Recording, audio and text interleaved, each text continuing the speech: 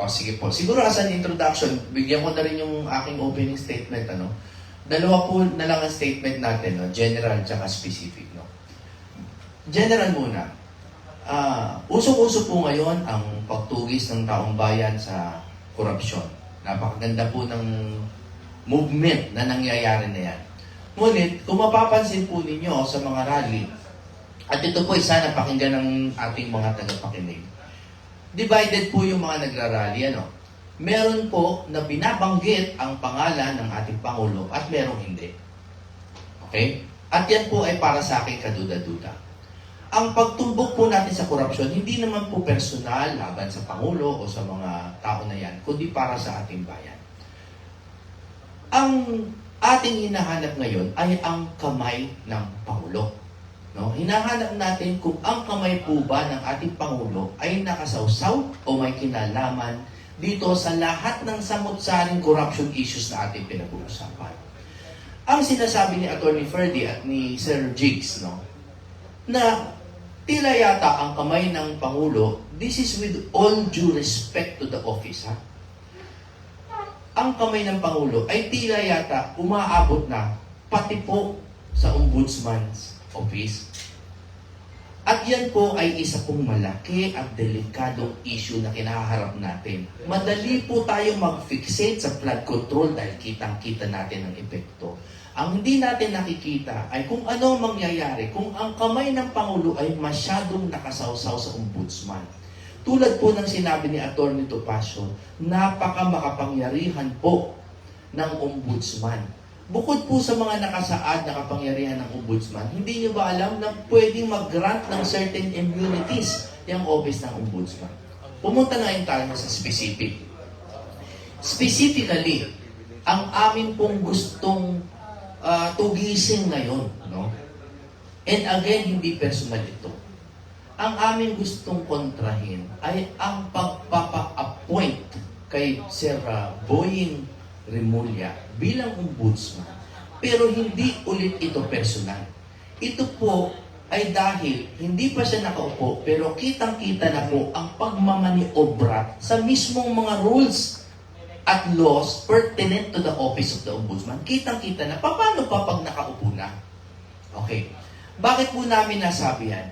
Well, this is based on many things. Una, meron pong public pronouncement. Allegedly, si Secretary Remulla, na hindi naman daw kailangang mamili ang Pangulo dun sa mga listahan na binigay ng JBC. Pwede naman kahit sinong gusto niya.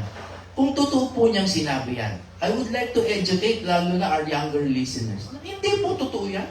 Nakalagay po sa Constitution mismo kung paano ina-appoint ang ombudsman. Nasa Constitution, hindi lang po sa RA 6717. So kung totoo pong sinabi niya yan, that already exposes an inclination, a fundamental option in the possible ombudsman, no? Na wala siyang intensyon na sundin ang Constitution mismo. And again, this is not personal. Ngayon, yung nangyari, finally, bago po natin tawagin si Atty. Bobet, yung nangyari po na biglang hindi sinunod yung memorandum circular na kailangan automatic assignment of twin docket numbers, no, sa lahat ng kaso. Yan po ay clear indication muli sa sinasabi ko na tila yata may kamay ang ating executive branch dito sa nangyayari sa supposedly independent body. Bakit po ba sandigan bayan ang tawag dyan? No? Dahil ombudsman is the prosecutor for the sandigan bayan. Tama po si Sir Jigs magpantay. Yan na lang po yung sandigan natin, sinasandalan natin for some semblance of justice, no? And some semblance of a balance of power. Pero dahil po alam ng executive branch na ito ay isang matibay na institusyon na mahirap impluwensyahan at mahirap pasukin, tila yata sinusubukan nila lagyan ng isang permanent figure for 7 years. No? Diyan, nasusunod po sa kanilang utos. So, in conclusion, tayo po ay lumalaban lahat laban sa korupsyon. Paano po natin lalabanan yan kung yung natitira nating sandigan po ay magiging manchado na ng kamay po ng Pangulo? Kahit sino mang Pangulo, wala dapat mantsa. diyan sa kagalang-galangang opisina ng ombudsman. Now, why are we introducing Attorney Bobet Torion to speak in front of you? Napaka-importante po sa mga nakikinig. Sana po maintindihan nyo dahil legally masalimuot po. Si Attorney Bobet ang isa sa mga pinalat na nung nag-file siya ng complaint laban po kay Secretary Remulla ay nabigyan ng docket number. Yun po yung hindi maintindihan ng marami, no? Kasi si Atty. Topacio talagang genius kasi kaya baka hindi maintindihan ng mga bata. Na-assignan ng docket number. Ang sinasabi po ni Atty. Topacio, kung totoo po yung balita na may ini-issue na bagong circular ng ombudsman, si acting ombudsman, ang tawag mo? Overacting Ombudsman. Oh, siya yun ha. Hindi, kami yun. Kung totoo po na merong in-issue na circular, undoing, no, or repealing yung automatic assignment, and it will be applied retroactively, meaning, pwedeng yung mga dating kaso na may docket number ay tanggalan, burahan ng docket number. Napakadelikado naman po. Ibig sabihin, pati po yung complaint successfully filed by Atty. Torion ay maaaring mabura. Yan po ang nais namin ipaunawa sa inyo. Kahit ano po ang political color ninyo, intindihin po natin yung pagkadelikado nitong nangyayari na pagbalik sa mga mekanismo ng ating ombudsman. With that in mind, I would like to introduce Attorney Israelito Bobet Torion, live po yan via Zoom from Visayas, to issue his statement. Partner. Bobet. Bobet. Nakamute yata, partner. Okay, let's check first. Attorney Bobet, wala pa. Check muna natin yung audio. Bobet, audio check lang. Naka-mute ka yata. Can you hear me? If you can hear me, mag-thumbs up ka. Bobet, if you can hear me, Yeah. can you give a thumbs up? Okay. Ayun, Pasensya na he po can kaya. hear us. Naka-mute ka, partner. We cannot hear you. Nakamute yata, ano? Okay. So again, ano, sa mga nakikinig, dami pong nakikinig ngayon, no? This is all part and parcel of our war that we are waging against corruption. Madali pong malinlang dito sa mga nangyayaring mga kaganapan tungkol po sa mga diskaya, pati sila Goma, dinamay na, Jinggoy, Joel, ha? Sige po, imbestigahan natin lahat yan. Pero ang baka hindi natin nakikitang undercurrent is the battle for the appointment of the new next ombudsman, which will affect our life, no, our legal lives and our daily lives for the next 7 years. Next 7 years, well after the BBM administration. Kailangan po natin bantayan ito. If Boying proves, pare ako, I will just say this out of fairness, if Boying proves to be fit for that service, eh di sige.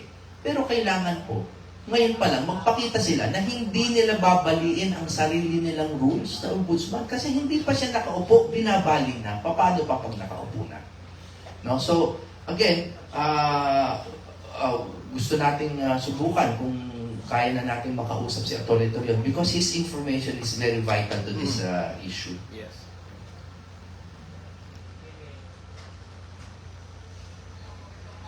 Yan. Yun. Mahina. Ayan, Atty. Bobet, naririnig ka na namin, lalakasan na lang namin. Pasensya ka na, it's not on your end, it's on our end. No? Siguro, lagyan na lang ng mikropono dyan, ano? Wala pang line. Meron pero hindi yata. Ano.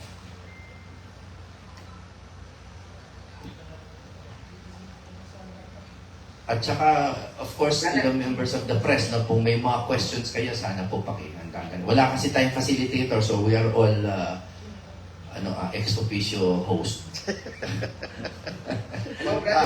Baka po, yes sir, please do.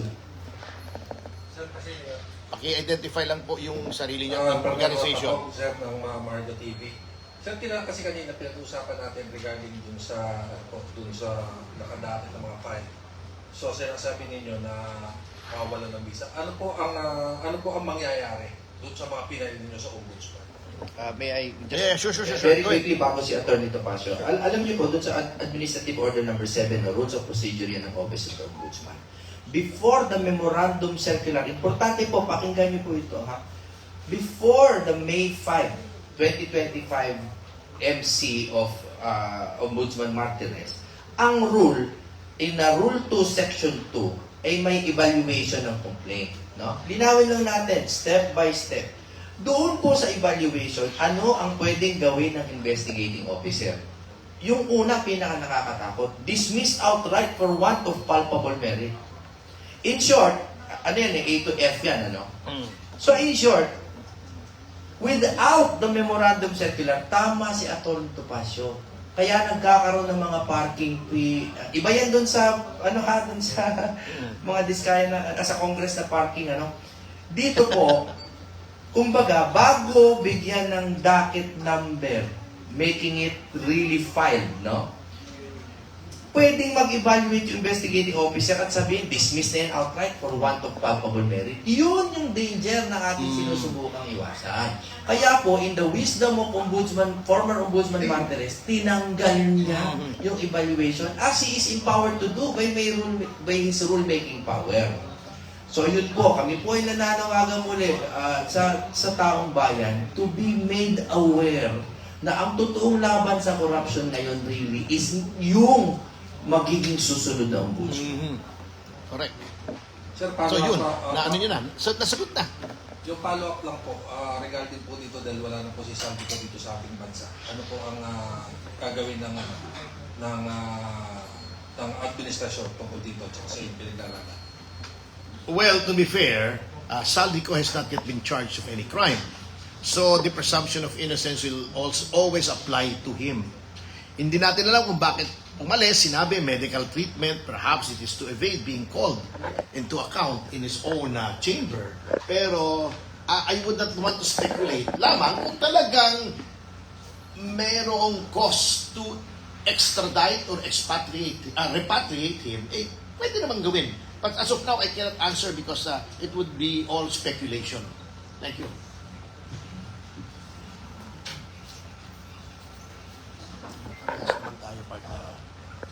Magandang umaga po, Atty. Jane Bodo, and Atty. Passion, and Sir Jigs. No? Ang question po ay galing po ito sa ating mga manonood sa social media. Hindi kasi nila maintindihan yung mga terminology ng mga abogado. So, ang gusto nilang malaman, kung bakit daw ninyo inaharang itong gusto maging ombudsman ni S.O.J. Rimulya. Ano po ba ang magiging epekto nito sa mga ordinaryong Pilipino kung sakasakali po na siya ay magiging ombudsman? Well, hinaharang is might be an inaccurate word, no? Kami po ay nananawagan ng delikadesa sa pinakamataas na posisyon sa ating bayan. Kasi po, the fight against corruption, he claims that he is part of it. Siya po ay nag-claim si Pangulong Pangulong Marcos, pasensya na, force of habit. He claims, si BBM, that kung hindi lang siya Pangulo, siya ay sasali sa kalsada upang manawagan ng pagbabago. Pero kung ang ilalagay po ng Pangulo sa Ombudsman is very clearly affiliated with him, no? Paano po ang mangyayari sa independensya supposedly ng ating ombudsman? Ang daming nakafile sa ombudsman. Ano po yung isa na meron akong personal knowledge? Falsification of legislative documents. Nakadakit yan. Kami po nag-file yan. We are headed by Atty. Bobe Torion. Okay? At Atty. Ferdy Topacio. Meron kaming falsification of legislative documents dahil kitang-kita po natin na nagkaroon ng 241 billion na insertion mula sa yung GAA, itong sa for 2025, na pagdating sa Pangulo, ay biglang nagkaroon ng 241 billion yung mga blanco. Alam nyo naman yung issue na yan, yung blanco na nagkaroon ng budget. Nakaupo yan ngayon sa ombudsman at natutulog pong saglit dahil ang sabi po ng ombudsman, ay may tanong na naghihintay muna sa Supreme Court na hihintayin nilang masagot. Ano po ang mangyayari kapag kahit sino pong kaibigan ng Pangulo ang umupo sa Ombudsman, di-dismiss ka agad yun. What more the other cases that implicates the President himself? Yun po ang mangyayari. Madi-dismiss outright for lack of palpable merit ang mga kaso. Kawawa naman po tayo. Sorry, I forgot. Sir, maliit na karagdagan. Paano pong... Kasi po, ang lahat po ng problema, hindi lang flood control, ay nakaugat sa budget. Lahat. At sino ba, saan ba nag-i-initiate ng appropriation bill? Hindi po ba sa Kongreso? At sino po ba yung head ng Kongreso? Hindi po ba yung Speaker? Kaya yung ating pagpapatungkol sa Speaker na ngayon, si Tambi, ay hindi nga, ang point ko po, si Speaker Romualdez, with respect, no, ang pinuno ng gumawa ng budget na meron ng falsification of legislative documents at may constitutional question. So, paano po siyang walang pananagutan? Hindi natin sinasabi may kasalanan na, pero paano hindi at least i-investigahan? Masyadong malabo na.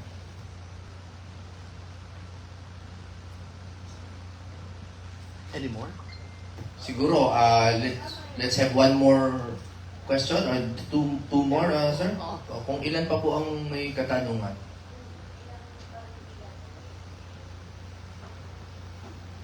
Also, baka po meron kayong nakikitang questions from our live viewers sa inyong mga content. If you find anything with merit, we're willing to answer the public's questions. Puro mura kay Remulla, nakikita ko siya.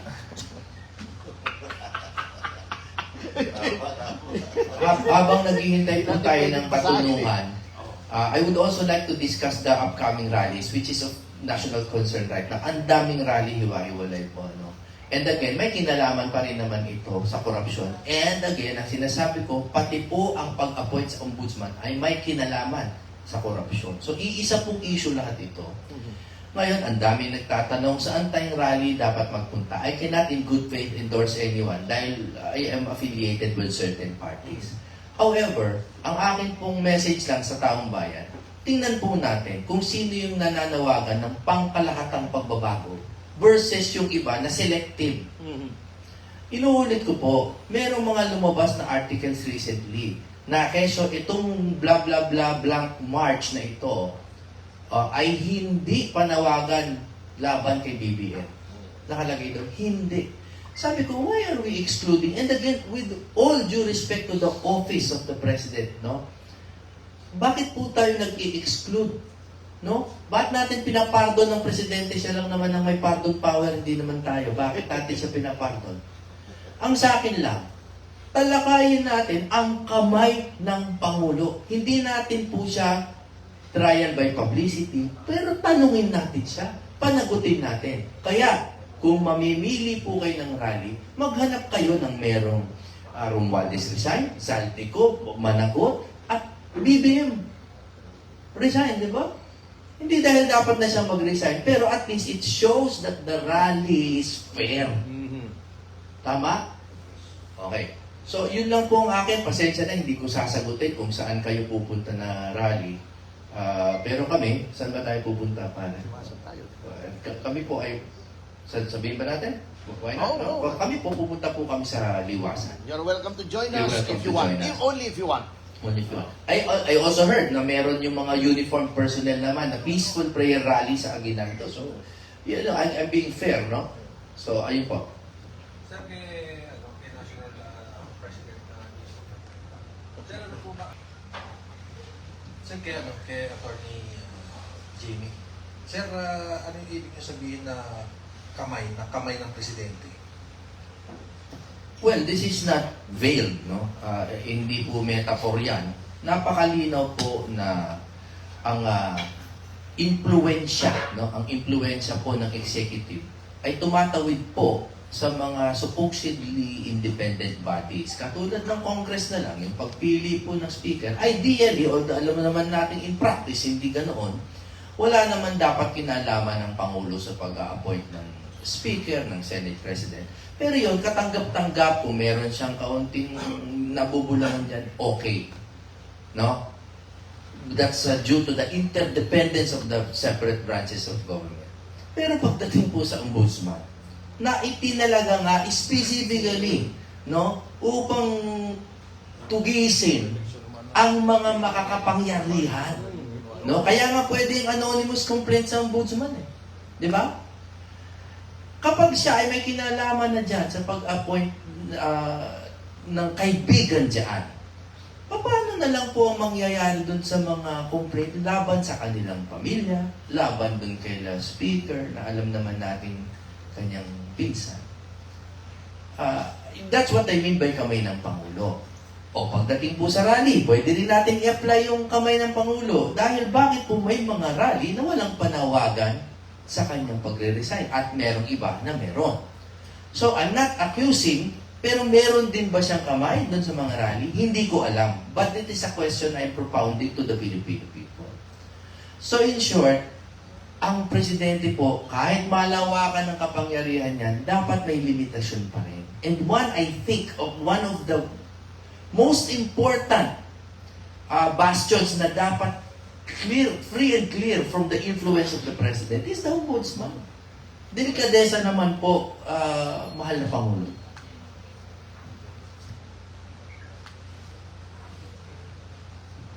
Okay, thank you very much. Pero meron po akong papaalam po sana sa Citizens Crime Watch. Actually, itong Mandanas Law na ito, kaya po ito ay nagkaroon po ng fulfillment sa Supreme Court decision, ay isa po dito ang Citizens Crime Watch, ang petitioner na dating attorney Jose Malvar Villegas na siyang prosigido na hinimok si dating Governor Hermelando Mandanas na siya po noon ay congressman sa Supreme Court.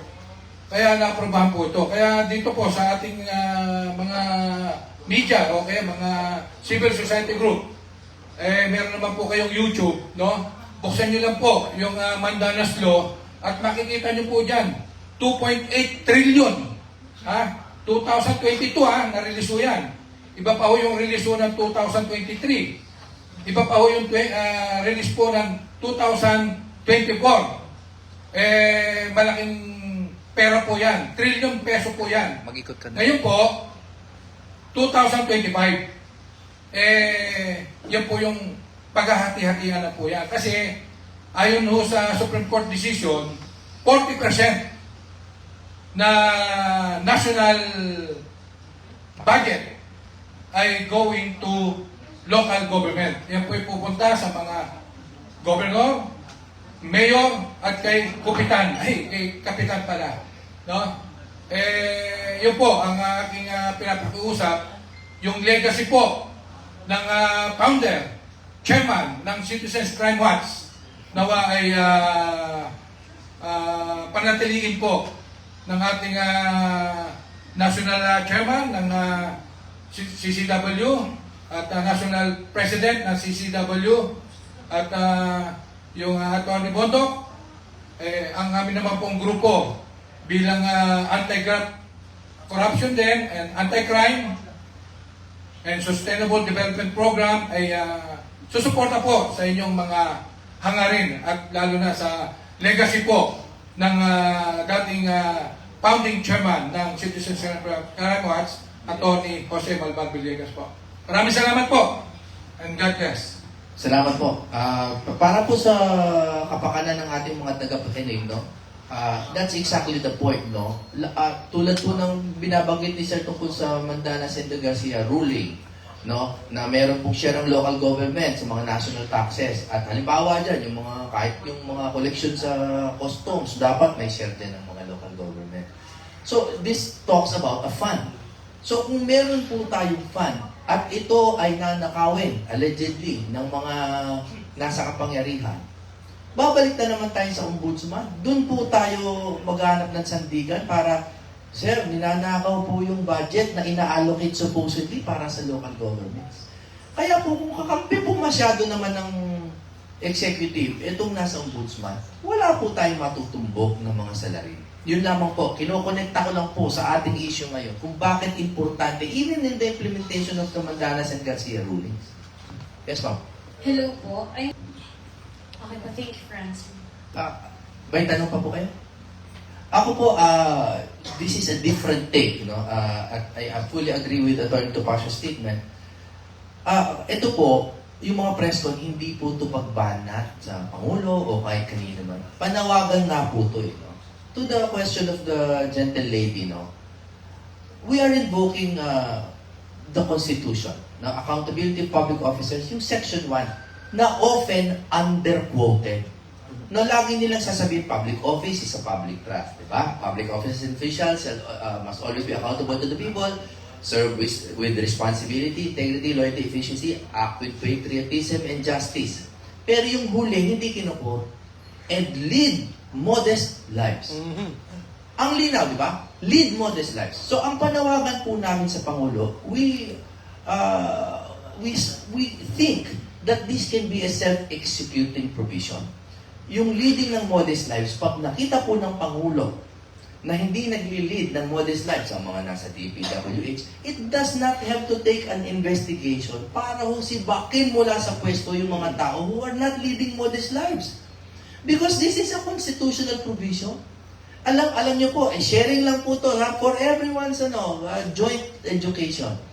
Nakalagay na sa civil code na bawal ang thoughtless extravagance. No? Article 25. Hanapin niyo yan.